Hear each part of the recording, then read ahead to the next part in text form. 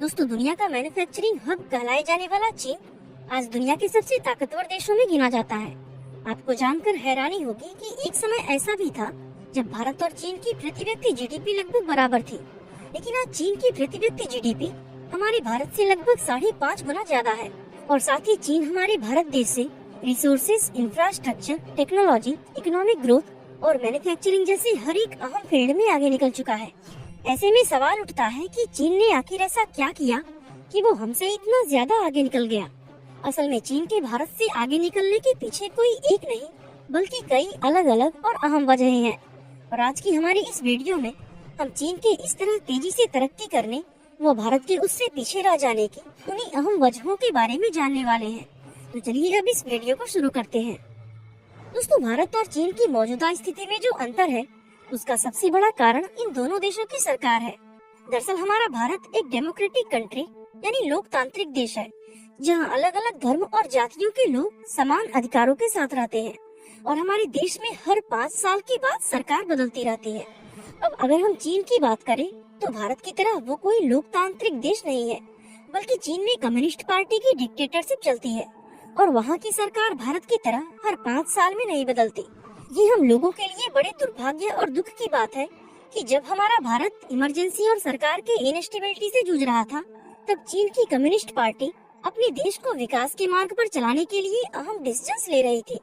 हालांकि बहुत से लोग ये मानते हैं कि चीन का सिंगल पार्टी सिस्टम वहाँ रहने वाले लोगों की आजादी के लिहाज से अच्छा नहीं है, लेकिन पिछले 4 से 5 दशकों में जिस तरह चीन ने तरक्की की है, उससे कहीं न कहीं ये बात साबित होती है कि चीन का ये सिंगल पार्टी सिस्टम देश की विकास की राह में आने वाली बाधाओं को रोकने में काफी कुशल है। असल में दोस्तों, चीन के इस सिंगल पार्टी सिस्टम से वहाँ की सरकार में एक स्टेबिलिटी आती है और इस स्टेबिलिटी का फायदा ये होता है कि वहाँ की सरकार देश के विकास के लिए कोई भी कदम कम से कम 20 से 25 साल की प्लानिंग करके उठाती है और फिर उस प्लान पर उसी के हिसाब से काम किया जाता है। अब वहीं अगर हम भारत की बात करें तो यहाँ की सरकार चाह कर भी इतनी लॉन्ग टर्म प्लानिंग नहीं कर सकती, क्योंकि जितना समय किसी नई चीज को प्लान करने में लग जाता है, उतने समय में हमारे यहाँ सरकार को ये चिंता सताने लगती है कि 5 साल पूरा होने के बाद उनके पास कुर्सी रहेगी भी या नहीं। इसलिए भारत सरकार द्वारा लॉन्ग टर्म प्लानिंग बहुत कमी से देखने को मिलती है। और दोस्तों, ये भारत और चीन के बीच एक बहुत बड़ा और अहम अंतर है। Number 2, caste and religion. दोस्तों, जैसा कि हमने आपको बताया कि भारत एक लोकतांत्रिक देश है, जहां अलग अलग धर्मों और जातियों के लोग एक साथ मिलजुल कर रहते हैं। अब ये तो अलग अलग धर्मों का इस तरह मिलजुल कर रहना एक बहुत ही अच्छी बात है और भारत के इस डाइवर्स कल्चर को ही हमारे देश की असली खूबसूरती माना जाता है। लेकिन सच्चाई ये है कि इस विविध कल्चर का हमारे देश के विकास पर हमेशा ही एक निगेटिव इफेक्ट पड़ा है। असल में भारत के अंदर लोग पहले भी और आज भी धर्म व जाति जैसी चीजों को लेकर एक दूसरे से लड़ते झगड़ते रहते हैं। हमारा सारा ध्यान विकास और आगे बढ़ने की बातों को साइड में रखकर सिर्फ इन चीजों पर लगा रहता है कि देश में कौन सा धर्म फॉलो किया जाए। ऐसा देखा गया है कि इन्हीं सब चीजों को लेकर भारत के लोग हमेशा आपस में एक दूसरे से लड़ते रहते हैं। और ये हमारे लिए काफी शर्म की बात है कि जब लोग धर्म के नाम पर एक दूसरे से लड़ रहे थे, तब चीन के अंदर इकोनॉमिक रिवॉल्यूशन को लाने की नीतियाँ बनाई जा रही थी। असल में चीन के अंदर एक ऐसी कम्युनिस्ट सरकार है जो देश की प्रगति में रुकावट बनने वाली हर एक चीज और हर एक इंसान को रास्ते से हटाने में बिल्कुल भी नहीं कतराती है। हमारे भारत की सरकार जहां सेक्युलर यानी धर्मनिरपेक्ष है, वहीं चीन की सरकार पूरी तरह नास्तिक है। ऐसे में वहां की सरकार किसी भी धर्म या कल्चर को सिर्फ तब तक सहन करती है जब तक कि वो सरकार और देश की उन्नति में आड़े नहीं आता। और अगर कोई धर्म चीन की प्रगति की रफ्तार में रुकावट बनता है या किसी भी तरह सरकार के किसी काम में बाधा डालता है, तो वहाँ की सरकार उस धर्म को जड़ से समाप्त कर देती है।